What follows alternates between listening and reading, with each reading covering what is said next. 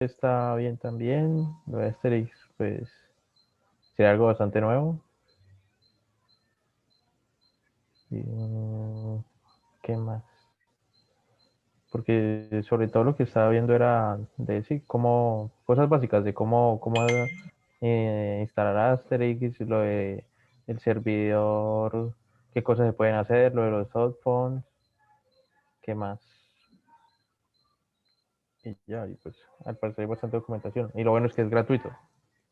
Claro, es abierto, es completamente, además es código abierto, o sea, no tiene acceso a todo el código y no solamente es, digamos, no solamente es relativamente fácil de instalar, sino que uno puede hacer desarrollos propios sobre la plataforma. O sea, Por aparte, digamos, de ejemplo, que se deja configurar cosas como las que les acabo de mencionar, si uno quiere hacer cosas, digamos, mucho más específicas, es posible hacerlo. O sea, uno puede desarrollar módulos para hacer cosas bueno, que no están en la versión estándar.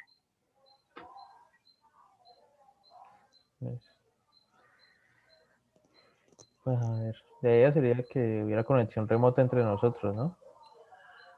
Sí, sí, esa sería la idea fundamental.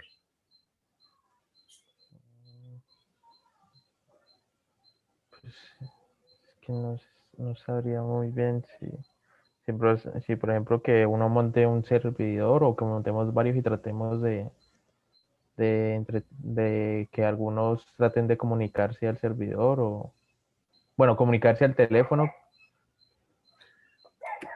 Pues lo que se podría intentar es hacer cosas como, por ejemplo, eh, pues yo no sé si la versión actual de Asterix ya lo soporta, pero, por ejemplo, una videollamada o tratar de hacer una multiconferencia, por ejemplo. Pues, a ver por acá,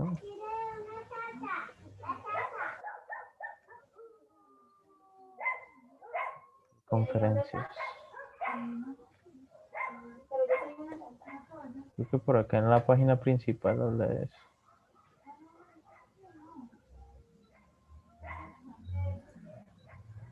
Porque dice que sí lo soporta.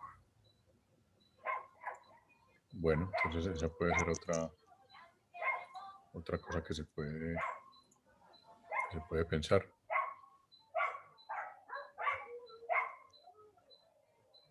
Pues sí.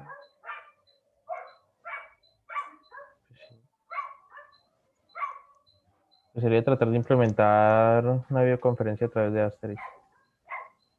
Ajá. Mm, Yo creo que podríamos tratar de investigar bien qué tan factible es de aquí al jueves y Listo, listo. Me qué parece dicen los perfecto. muchachos. Es que yo creo que estaba hablando mucho y Pues como dicen por ahí, el que calla otorga, ¿no? Perdón, estaba fallando un poco el internet. ¿De qué estamos hablando? Sobre. del De, proyecto final. de las ideas para proyecto final. O sea, estamos hablando básicamente del tema Asterisk,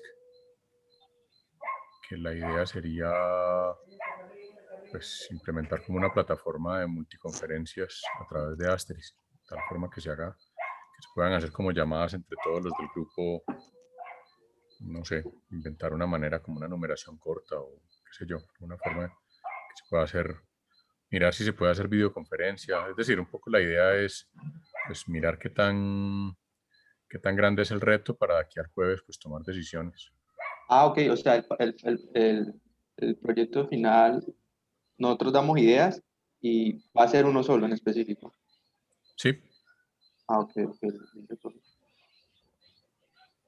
sí, o sea, una de las ideas que está sobre el tapete, que aparentemente puede ser bien interesante, es lo de Asterisk, que Y es básicamente... Aster que es un lenguaje de programación, es un No, programa. Asterisk es un servidor de lo que llama un servidor de comunicaciones unificadas, básicamente un servidor que implementa toda la familia de protocolos asociados con SIP y le permite a uno manejar, pues originalmente fue para llamadas telefónicas sobre internet y ha ido evolucionando. Hoy en día permite hacer multiconferencias, o sea, básicamente le permite a uno montar su propia versión de Zoom, por decirlo de alguna forma, con muchas otras funcionalidades. O sea, uno puede, por ejemplo, yo les decía ahora, uno puede reenrutar llamadas hacia números celulares o hacer otro montón de piruetas desde Asterisk.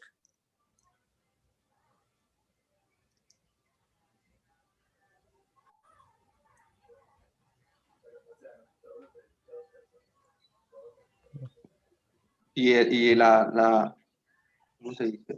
La Documentación. documentación, eso, la documentación de Asterix es, o sea, no es tan Bastante. complicada. No, Sí, que por lo menos yo encontré bastantes videos sobre telefonía y cosas de configuración básica, en español inclusive. Es que Asterix es una plataforma Inclusive que ellos tiene ya tienen, muchos años, o sea, está muy, muy madura. ujú, Entonces hay mucha tie- documentación. tienen inclusive tienen creo que es el panel de control también para español colombiano dentro de sus paquetes de todo eso. Inclusive la telefonía y todo eso está en paquetes de español y todo dentro de sus cosas. Y pues hasta donde pillé, dentro de cada archivo de configuración viene toda la documentación de todo lo que hace cada método que se puede utilizar dentro de ese archivo de configuración y todo eso. Aunque de todas maneras podemos explorar otras cosas como lo de IoT, que creo que nosotros hemos tenido un poco más de acercamiento. Esa es la otra opción. Los muchachos, ¿qué recomiendan? sí, pues, Pero sí o sea, aquí, no, o sea, la idea de utilizar Asterix y pues implementarlo a las llamadas telefónicas.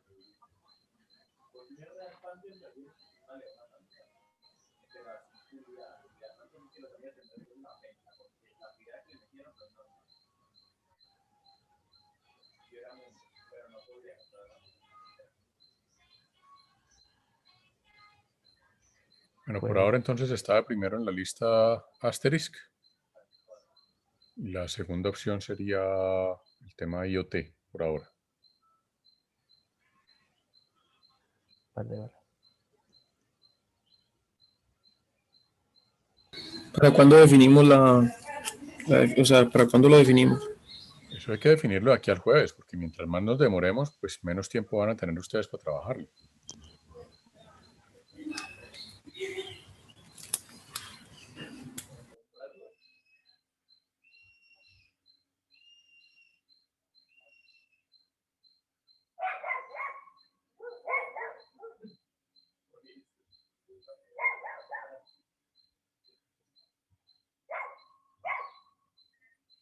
Creo que ya el jueves definimos bien, profe. O sea, revisen bien el tema, si quieren se reúnen entre ustedes, miran la cosa y ya el jueves lo definimos y ponemos también como cuáles serían los objetivos.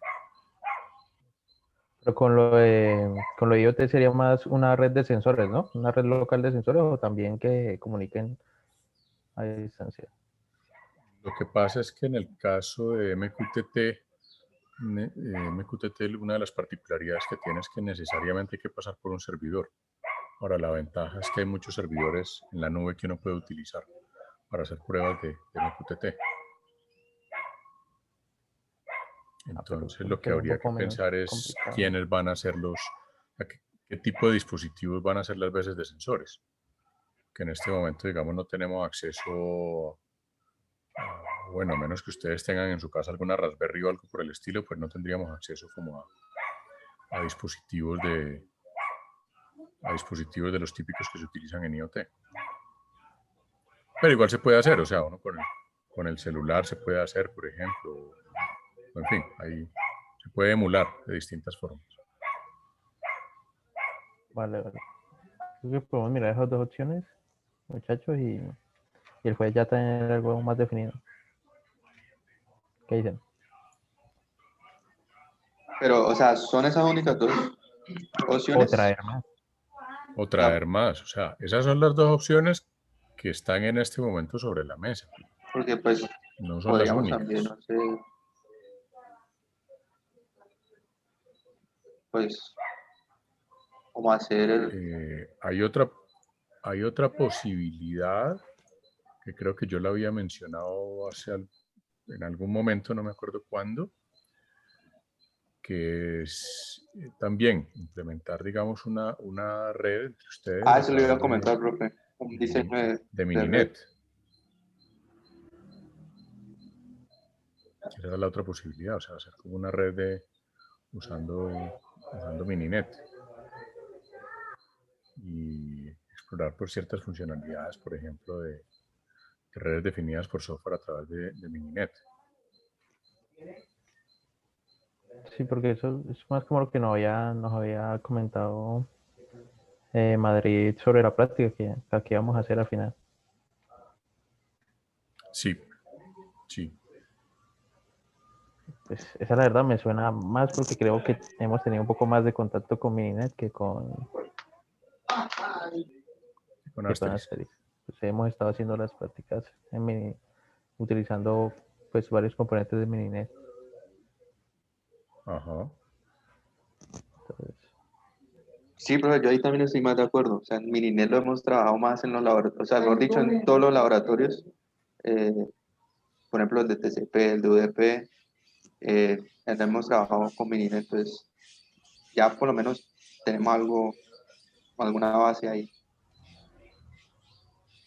pues, Bueno, ahí la pregunta sería entonces, ¿qué cosa implementar con Mininet? a ver, SN, pues, ¿qué hemos hecho nosotros? Hemos analizado un poco cómo funciona el tráfico, ¿qué más? Podría ser así de SN.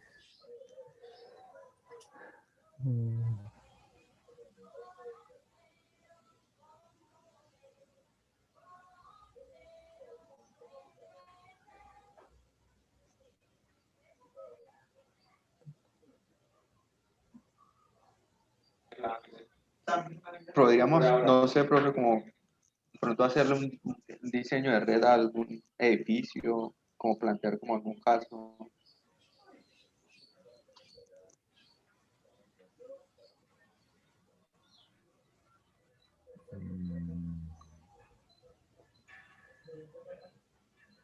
O podría ser una red distribuida, de tal manera que cada uno de ustedes tenga algún componente de Mininet.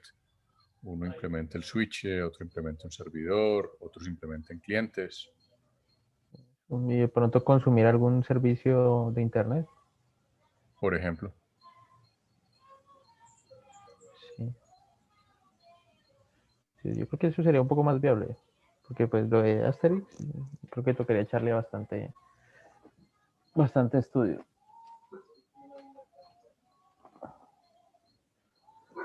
listo. De todas formas, o sea, revisen las tres opciones y tomamos la decisión. De aquí al jueves, o sea, la idea es que no nos pasemos del jueves para pues, para que haya suficiente tiempo pues para trabajar. Vale, vale.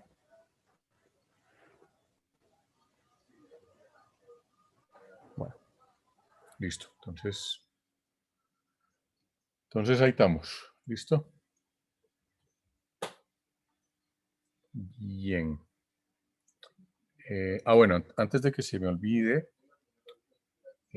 estas 2 semanas que nos quedan van a estar un poquito mezcladas en el sentido en que yo voy a hablar hoy un poquito de MQTT, bueno, en general de redes de sensores o de protocolos asociados a redes de sensores, más bien, de los cuales pues MQTT es tal vez más utilizado hoy por hoy. El jueves vamos a hablar un poquito ya de lo que es SNMP y el martes volvemos a retomar el tema con el tema de lo que es virtualización y softwareización, o sea, todo lo que implica el protocolo REST, el RESTful, todo lo que son las interfaces JSON o los formatos de JSON más bien, para que vamos ya como cerrando esto. Lo de MQTT, pues creo que ustedes ya han hecho algunas cosas de IoT, si no estoy mal, ¿cierto?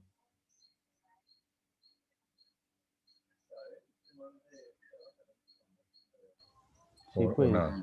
cosas como cosas básicas con el Arduino, conectar sensores, hacer que se hagan ciertas acciones o no otros objetos dependiendo de esos sensores a través de Bluetooth o otras cosas. Ah, pero no han hecho conexión de sensores ya en redes de área amplia.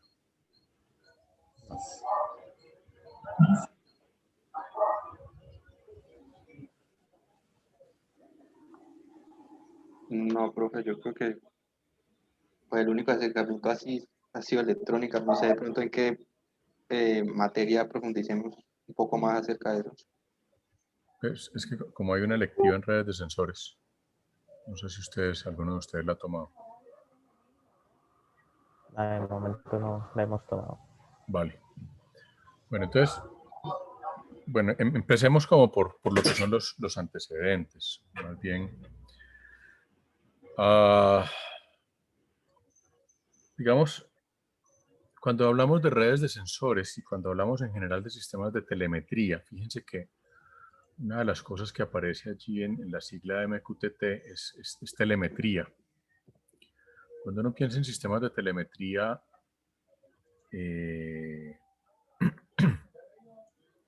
la primera restricción que aparece es la restricción de conectividad. Y aparece una restricción de conectividad fundamentalmente por dos grandes razones. La una es por capacidad de la red, usualmente donde las zonas remotas donde se ubican los sensores para hacer telemetría, la conectividad es bastante mala. Y lo segundo es el tema de energía. O sea, estos son sensores que tienen que operar de una forma muy eficiente, porque aquí estamos hablando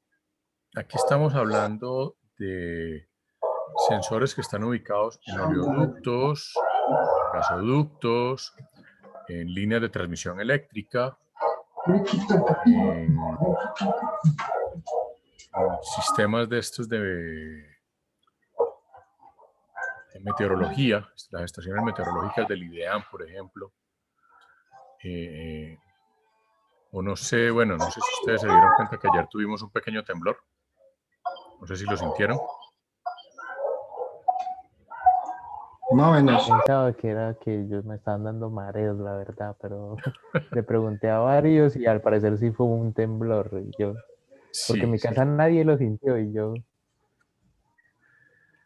Bueno, pues sí, ayer hubo un temblor de intensidad 4.6 que tuvo el epicentro en el Chocó. Entonces, pues fue un temblor relativamente suave, pero pues como el Chocó está relativamente cerca nuestro y el epicentro fue también a baja profundidad, pues aquí lo alcanzamos a sentir. Sí fue muy suave, o sea. Pero, por ejemplo, la red de sensores que tiene el Instituto Geológico Nacional, que son redes de sensores que están ubicadas en sitios muy, muy remotos donde no hay acceso a comunicaciones, no hay acceso a energía.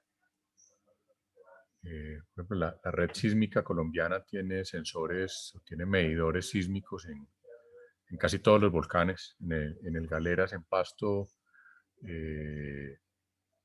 aquí en el Nevado del Huila, en el Ruiz, y todo eso son zonas, por un lado, de difícil acceso, por otro lado, zonas donde las redes eléctricas, pues al menos donde están ubicados los sensores no llegan las redes eléctricas y mucho menos telecomunicaciones. Entonces hay que buscar mecanismos de comunicaciones con los cuales yo pueda conectar a los sensores. Mecanismos típicos suelen ser redes satelitales. Ustedes dirán, bueno, pues con una red satelital yo le puedo contratar un ancho de banda relativamente grande. Sí, pero pues sale costoso. Entonces, ahí hay restricciones.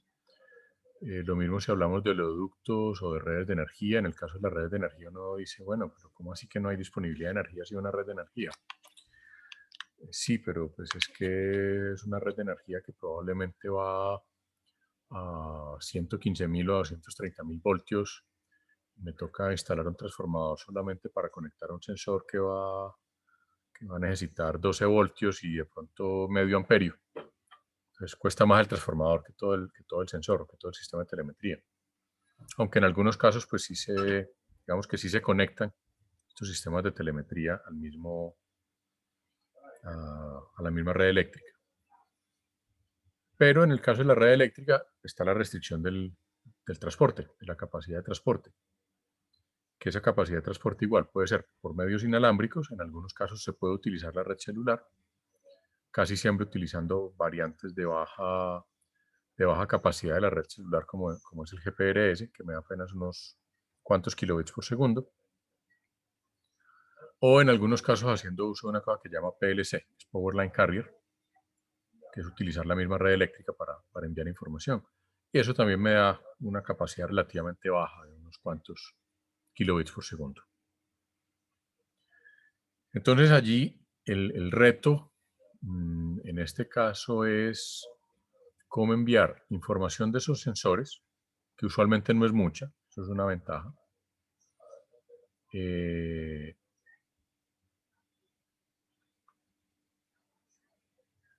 Cómo hacer que esos sensores consuman la menor cantidad de energía posible por el uso de esa red de comunicación.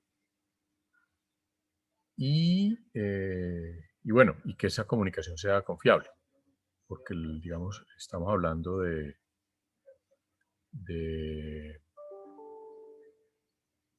que yo necesito que esa información llegue, porque la telemetría me implica dos cosas. Uno, medir las variables de ese sistema. Por ejemplo, si estamos hablando de un oleoducto, pues yo necesito medir variables de flujo, de presión, de temperatura, por lo menos. Si estamos hablando de la red eléctrica, pues necesito medir voltaje, corriente, etcétera. Y si existen fallas en el sistema, por ejemplo, si se revienta el oleoducto por la razón que sea, pues yo tengo que ser capaz de detectar lo más rápidamente posible ese evento y de manera confiable. Es decir, eso es una información que no se puede perder, sobre todo cuando es información crítica en algunos casos, lo que se denominan alarmas. Y por otro lado, en muchos casos también es necesario enviar comandos a esos sistemas. Por ejemplo, si yo necesito cerrar una válvula del oleoducto porque se reventó el tubo y necesito parar el derrame de petróleo, pues tengo que cerrar la válvula más cercana y tengo que hacerlo lo más rápido posible.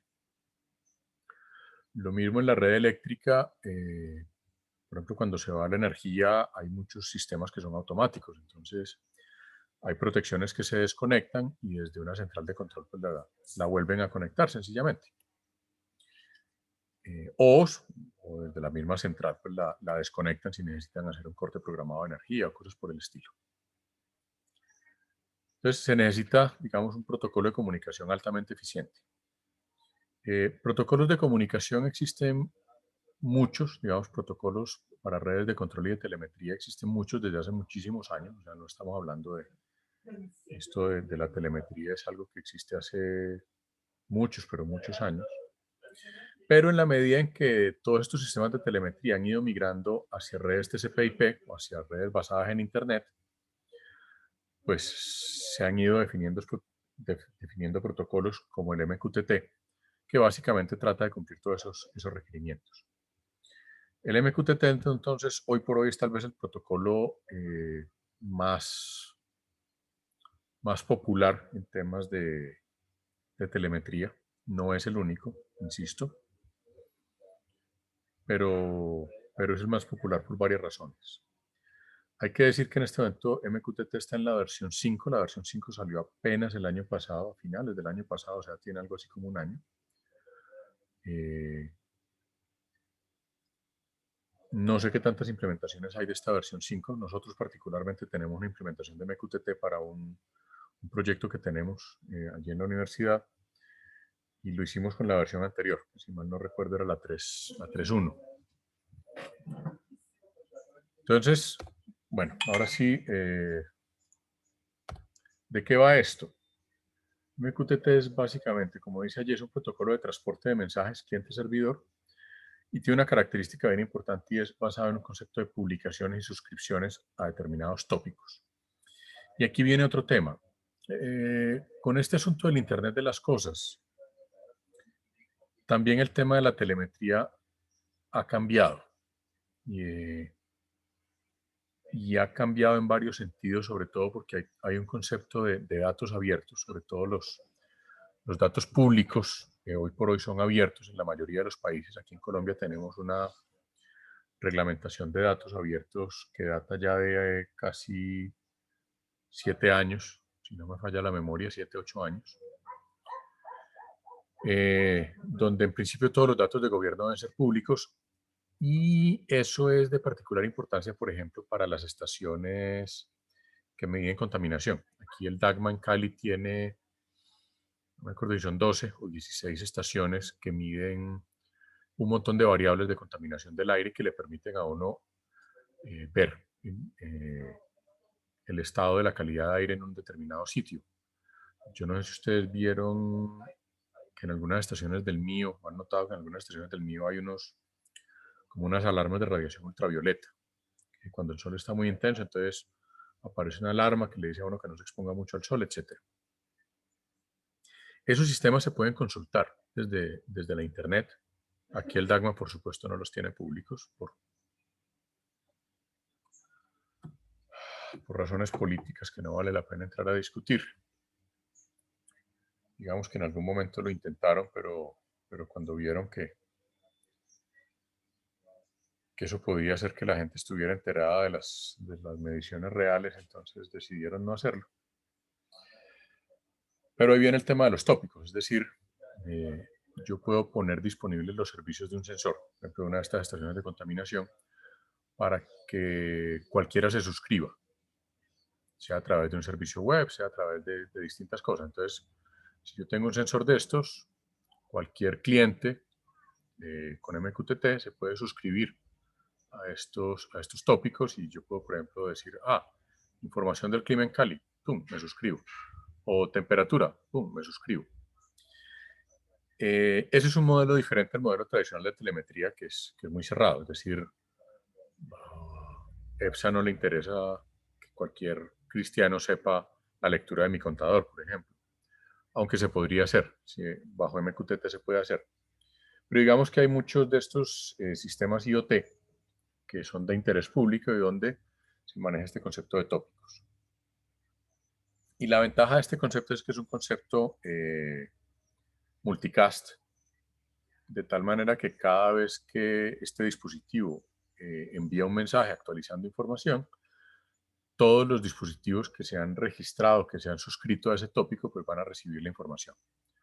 De tal manera que cuando uno ve, por ejemplo, información del tiempo, bueno, el ejemplo típico es el caso de la aplicación de tiempo en los celulares, donde, bueno, normalmente el celular no está suscrito a través de MQTT, pero sí está suscrito a un servidor a través de HTTP, y ese servidor a su vez sí recibe mensajes MQTT de todas estas estaciones meteorológicas. Entonces, este es básicamente el principio genérico de cómo funciona MQTT. Ahora, para hacer esto, pues MQTT define unas dos entidades muy básicas, un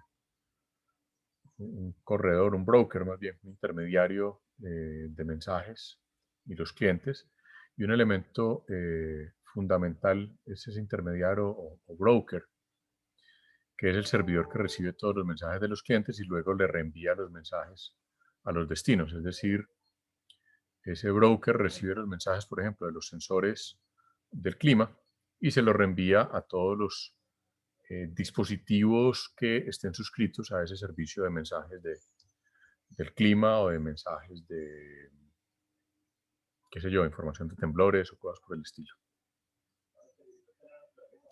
Básicamente un cliente MQTT es cualquier dispositivo. Puede ser un microcontrolador, o sea, puede ser un Raspberry, puede ser un Arduino, o puede ser un servidor completo, y que lo que hace es que ejecuta una biblioteca y se conecta a un agente a través de una red. Ahora, una de las ventajas con MQTT hoy en día es que hay muchos brokers públicos de MQTT, es decir, uno puede montar un servicio completo de MQTT utilizando un broker público abierto. Simplemente uno consume el servicio. Entonces no es que a mí me toque montar mi servidor, mi broker, etcétera. Simplemente utilizo alguno. Google, por ejemplo, tiene un broker de MQTT que es bastante utilizado. Por supuesto, Microsoft tiene el suyo. No estoy seguro si Amazon tiene, probablemente sí, pero con seguridad sé que Google y Microsoft tienen sus brokers de MQTT que uno puede utilizar como intermediarios de mensajes. Ese broker, pues básicamente es software que puede estar montado en la nube, como es el caso de Google o de Microsoft, o que uno lo puede montar en un servidor propio o incluso en un computador de escritorio. Y no tiene que estar, digamos, en un equipo particular. Yo puedo montar mi broker, puedo usar el servicio de un tercero. Hay implementaciones de código abierto, hay implementaciones propietarias, es decir, está muy maduro. Y como decía la diapositiva, 2 diapositivas antes, básicamente hay un concepto de suscripciones. De tal manera que el broker hace las veces como de una oficina de correos, que lo que hace es que recibe mensajes de los suscritos y le reenvía los mensajes a los suscriptores. Y aquí hay una particularidad, es que no se utiliza una dirección IP como tal. Se puede usar una dirección IP. MQTT pues, es básicamente un protocolo de nivel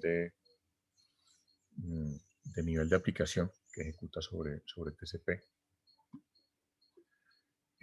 Sino que hacen uso de una cosa que llama la línea de asunto, que se denomina tema. De tal manera que, y eso es una forma más fácil digamos, de suscribirse, porque uno se suscribe a los temas.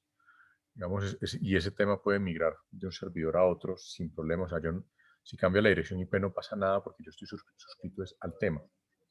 Y el protocolo pues tiene mecanismos para pues, notificarle a sus suscriptores que se movió a otra parte. Pero el tema, mientras el tema se mantenga, la información fluye y fluye donde tiene que fluir. Y es muy eficiente mandando mensajes masivos desde un broker hacia múltiples clientes. Es decir, varias de las cosas interesantes de MQTT es esa capacidad de uno a muchos o de muchos a uno. Que es lo que dice a continuación, que varios editores pueden publicar temas hacia un solo suscriptor.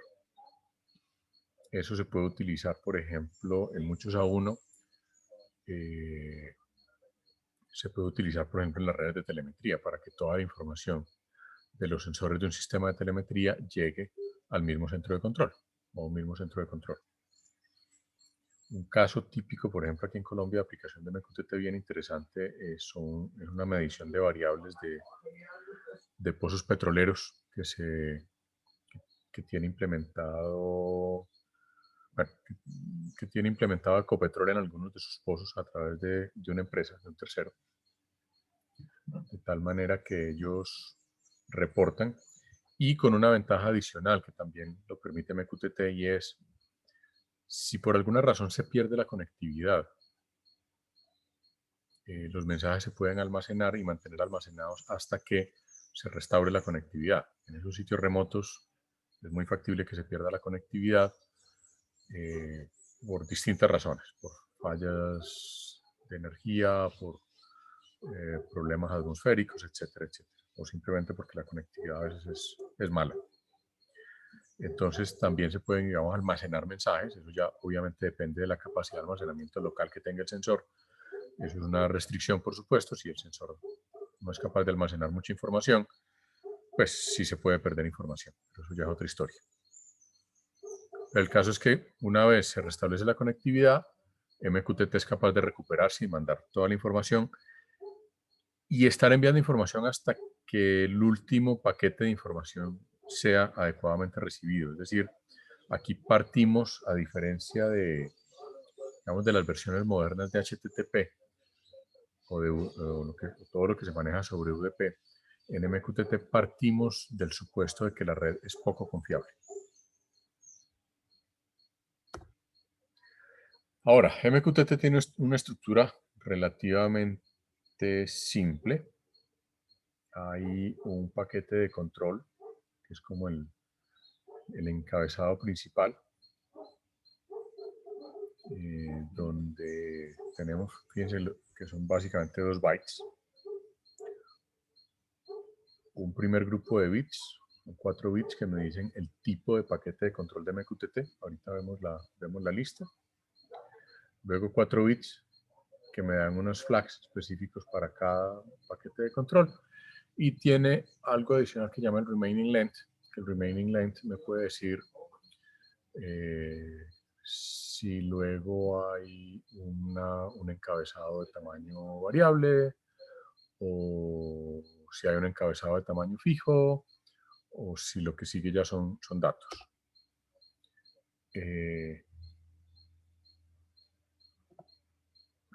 Aquí se me chispoteó esto, iba a poner otra cosa. Bueno, básicamente lo que se llama el paquete de control es lo mismo que se denomina el encabezado fijo. El encabezado fijo, como les decía, en el remaining length, lo que me puede decir es si luego lo que va es un encabezado variable o si va datos. Dentro de los mensajes de control que hay, estos son algunos de los mensajes de control. Hay un mensaje inicial que es de connect, que es de cliente a servidor, que es una solicitud de conexión, un reconocimiento de la conexión, la publicación del mensaje, el reconocimiento de la publicación. Hay un tema, bueno, ya hay un tema que es nuevo, que es de la versión 5 de MQTT, que incorpora algunos parámetros de calidad de servicio. Esto implicó una modificación, bueno, se incorporaron unos elementos adicionales en la cabecera, mensaje de control, para poder incorporar estos parámetros de calidad de servicio que tienen que ver con estos elementos donde básicamente tiene todo que ver con la publicación. Fíjense que arrancamos desde se publica el mensaje, se reconoce el mensaje, se recibió el mensaje, se liberó un nuevo mensaje, una nueva publicación y se completó la publicación. Hay un mensaje de suscripción, reconocimiento de suscripción. Fíjense que absolutamente todos los mensajes tienen su ACK para garantizar que efectivamente se cumplió. O sea, aquí, insisto, partimos de un concepto, de un protocolo de una red que no es confiable. Bueno, un detalle aquí se habla de una autorización y es MQTT en principio también está diseñado para ejecutar sobre TLS, de tal manera que yo puedo, o puedo no hacerlo también, puedo mandarlo en abierto, pero la mayoría de las implementaciones van sobre TLS, entonces hay todo un tema de intercambio de mensajes de autenticación entre cliente y servidor. Y finalmente los bits de flag, pues básicamente lo que me dicen, o bueno, implementan unos bits adicionales asociados a la suscripción o a la no suscripción, y vuelve y juega aquí en la versión 5 de MQTT. Se incluyó un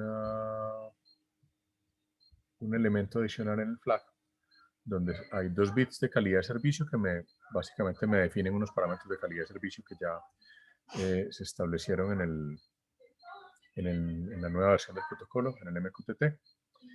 Y luego está el DUP, que es una verificación si hubo una entrega duplicada de un paquete de publish. Esto es importante sobre todo para cierto tipo de aplicaciones donde una entrega duplicada puede interpretarse como un nuevo mensaje con la misma información, y eso puede generar problemas en un sistema de telemetría. Y bueno, este retain no lo tengo muy claro cuál es la idea. Tiene que ver como con ciertos mensajes específicos, pero no, eso todavía no lo tengo demasiado claro todavía. Bueno, esto es como la visión rápida del protocolo.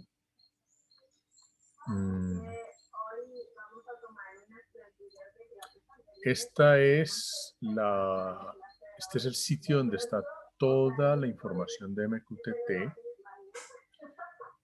Aquí está la especificación completa. Está, fíjense, en varios detalles. Está la versión en Word, que es la versión oficial. Y hay copias de esta versión de Word, que son la versión HTML y la versión PDF. Ahora, como esto es un estándar, hay ciertos detalles que parecen tontos, pero que en los estándares no son tan tontos, y es, aunque hay, digamos, 3 copias de la misma versión y en principio son idénticas, la que prima es esta, o sea, esta es la que es válida legalmente hablando.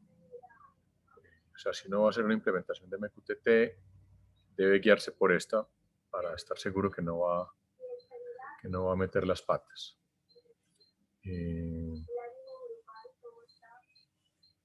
Aquí hay referencia pues, a las versiones anteriores, a la 3.1. Si la quieren consultar, pues aquí está también la versión 3.1, que es la que mayores implementaciones tiene. Y bueno, aparte de eso,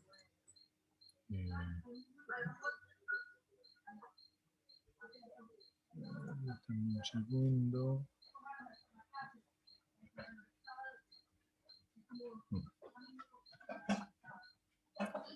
Bueno, esta es la página principal. Aquí está el acceso a las diferentes especificaciones. Hay unos casos de uso. Fíjense que aquí casos de uso con respecto a telemetría. Bueno, seguimiento. Se me olvidó mencionar una de las aplicaciones también más populares hoy en día. Seguimiento y control de flotas. Y aquí esta telemetría es bien importante hoy en día, no solamente para hacerle seguimiento a la carga, sino porque la mayoría de los camiones hoy en día tienen computadora a bordo, utilizan un protocolo que llama el OBD2, es el que está en este momento vigente, y si mal no recuerdo, alguno de ustedes en una de sus exposiciones lo mencionó. El tema es que algunas empresas de transporte y en algunos países es obligatorio hacerle seguimiento a los parámetros del vehículo. Parámetros como velocidad, revoluciones del motor, temperatura del motor, presión de aceite y tiempo de conducción, es decir, tiempo en el cual el motor ha estado encendido o el camión ha estado en movimiento, más que todo. Esto porque hay en Europa particularmente un conductor de camión no puede estar más de 6 horas al volante por día. Y además cada 2 horas tienen obligatoriamente que hacer una parada de entre 10 y 15 minutos. Todo eso lo controlan a través de sistemas de telemetría y para eso utilizan MQTT. Aquí en Colombia el Ministerio de Transporte ha hecho algunos intentos. Aquí a los transportadores lo que más les interesa básicamente es, uno, que no se pierda la carga, 2, que el vehículo llegue lo más rápido que se pueda del punto A al punto B. Entonces, bueno, aquí digamos que las aplicaciones son otras. Y bueno, ustedes aquí tienen las descripciones de los diferentes casos de usos. Por supuesto, en vivienda inteligente fue una de sus primeras aplicaciones. Hay que decir que MQTT tuvo sus orígenes en IBM. Es un protocolo que data ya de hace más de 20 años, es del año 99, o sea, tiene ya 21 años. Los que ya les mencioné, petróleo y gas, que son las aplicaciones típicas de telemetría. Y pues transporte, esto es el caso de uso del Deutsche Bahn en Alemania. Aquí el mío tiene un sistema parecido. Los buses del mío también tienen un sistema de seguimiento, también tienen un sistema de telemetría. Aquí Metrocali no lo usa, lo tiene implementado, no lo usa para nada. Pero aquí, por ejemplo, Metrocali en su centro de control tiene toda la información de la ubicación de los buses, el estado de los buses, si hubo una falla, si no hubo una falla, si el motor está funcionando bien, si el bus está parado por alguna razón. En fin, podrían hacer un manejo logístico bastante decente. No lo que hacen. Aquí hay una lista de software que ustedes pueden consultar. Están los diferentes brokers que están disponibles, que se pueden utilizar. Por supuesto, los de IBM. Este RabbitMQ es muy utilizado, bastante popular. Hay versiones de Linux que también traen algunas de estas implementaciones de brokers. Hay también, por supuesto, librerías para clientes, para Arduino, C++, Arduino, .NET. Este se utiliza ya para cosas un poquito más robustas como el Raspberry y otras aplicaciones. Hay implementaciones en ActionScript, o sea que se pueden implementar, por ejemplo, sobre una página web, inclusive, o sobre un servidorcito HTTP, si se quiere. Hay versiones en Shell, en C, C++, en fin, todos los lenguajes que quieran. Go, Erlang, Haskell. Bueno, Haskell es muy popular entre algún grupo de programadores. Lo mismo, Erlang se ha vuelto muy popular. Fue un lenguaje de programación muy poco... Bueno, lo utilizaban solamente los franceses de Alcatel y los suecos de Ericsson, porque era en lo que se programaban las centrales telefónicas, pero hoy es bastante más popular en otro montón de aplicaciones.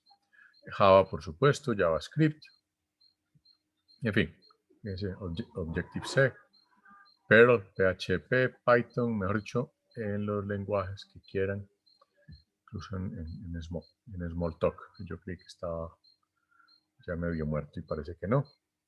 Hay, por supuesto, otro montón de herramientas y aplicaciones de plataformas móviles, en iOS, etcétera, etcétera, etcétera. Todo lo que quieren. Bueno, el Gateway, que es el Gateway es un intermediario para ciertas aplicaciones, sobre todo aplicaciones Zigbee o LoRa, que es un intermedio. Digamos, cuando los sensores son demasiado restringidos o se conectan a través de Zigbee o alguna otra aplicación, pues si yo tengo un gateway, el gateway me sirve, por ejemplo, para recopilar la información de los sensores y luego sí reenviar al broker. Esa es una forma en la que se puede implementar MQTT. Y bueno, hay otro montón de plugins para otras aplicaciones. Para Wireshark, si uno quiere, por ejemplo, hacer análisis de MQTT en Wireshark, hay un plugin para Wireshark. Y pues otros, digamos, estos son aplicaciones ya en dispositivos comerciales. Livelium, por ejemplo, es una marca que tiene un montón de dispositivos, incluso dispositivos médicos, y ellos pues tienen toda una serie de sensores y de dispositivos que implementan MQTT bajo la marca Livelium. Y bueno, estos son básicamente marcas comerciales de dispositivos que implementan MQTT en forma nativa, muchos de ellos pues implementados ya directamente sobre el hardware, programado directamente sobre el hardware. Entonces bueno, aquí tienen ustedes un montón de información. Los invito a que le peguen una mirada.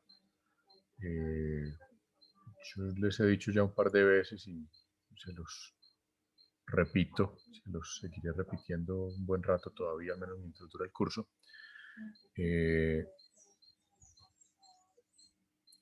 a ustedes están en un momento histórico en el cual la Internet no es ya la Internet de las páginas web ni de las aplicaciones corporativas, sino que es la Internet de las cosas y de los dispositivos. Entonces, probablemente ustedes tengan que lidiar mucho más frecuentemente con redes vehiculares y con redes basadas en MQTT que con redes basadas en HTTP, o probablemente por igual en ambos casos. Hace 4 o 5 años, la mayoría de los telemáticos tenían que lidiar era con enrutadores, con HTTP y con cosas por el estilo. Entonces, bueno, esta no es la única, digamos, esta no es lo único que hay de MQTT, esta es, digamos, la oficial, pero ustedes pueden encontrar mucha más información de MQTT. Si quieren pueden buscar información de Libelium. Libelium tiene bastantes cosas de IoT interesantes. Yo no me acuerdo si nosotros íbamos a pedir un kit de Libelium, no recuerdo si lo pedimos o no.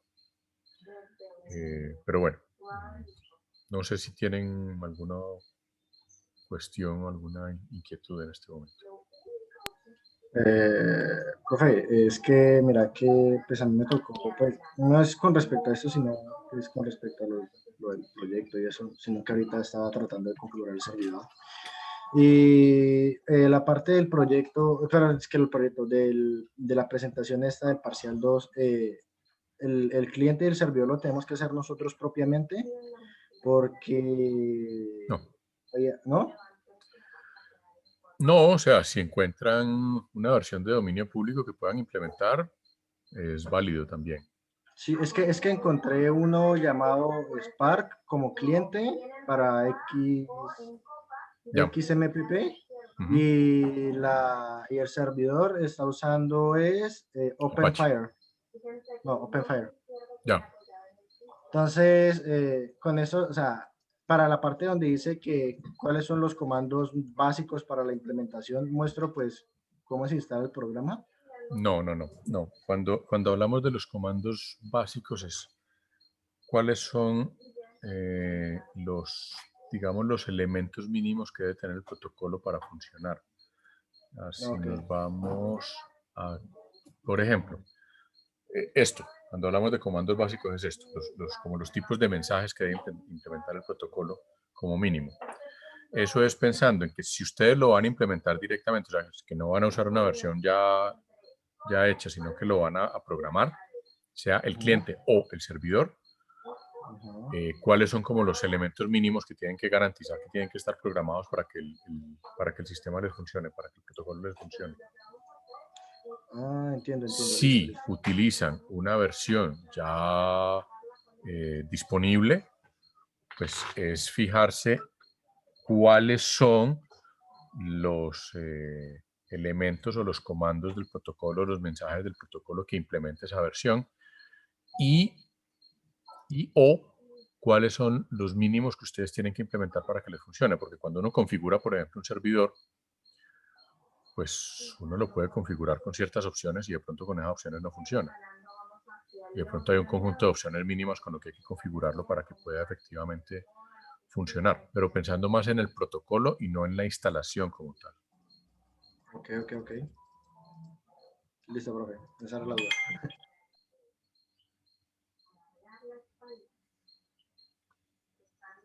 ¿Listo? ¿Alguna otra inquietud? ¿Dudas, preguntas? Yo creo que pues yo quedé con una duda. Digamos, yo cómo puedo hacer, cómo digamos sacar el servidor FileZilla a público para que digamos Duván se pueda conectar con mi servidor FileZilla. Yo lo que creería, ahí a mí se me ocurren 2 o 3 posibilidades rápidas. La primera es utilizar una VPN, un software de VPN, que me genere una IP pública. La otra es utilizar uno de estos softwares que existen que le permiten a uno tener una IP pública, así sea medio falseta. Eso se llama un no IP. La otra opción es montar ese FileZilla, por ejemplo, en un en un servidorcito en la nube, en un espacio de Amazon Web Services o en un espacio, creo que ustedes tienen acceso a ciertos servicios de Amazon Web Services o tienen acceso a algunos servicios de la nube de Microsoft. Ahí pueden, por ejemplo, montar algunas cositas. Entonces, esa sería otra opción. Listo, profe. Pues voy a tratar de revisarlas a ver si logro configurarlo. Listo. Listo. De todas formas, pues cualquier cosa me van contando. ¿Listo? Listo, profe. Ok, bueno, por mi parte no era nada más por hoy. El jueves entonces empezamos a hablar de SNMP. ¿Listo? Listo, profe. Vale, nos vemos el jueves entonces. Que Hasta estén luego. bien. Bien, Vale, chao, profe, hasta chao. luego.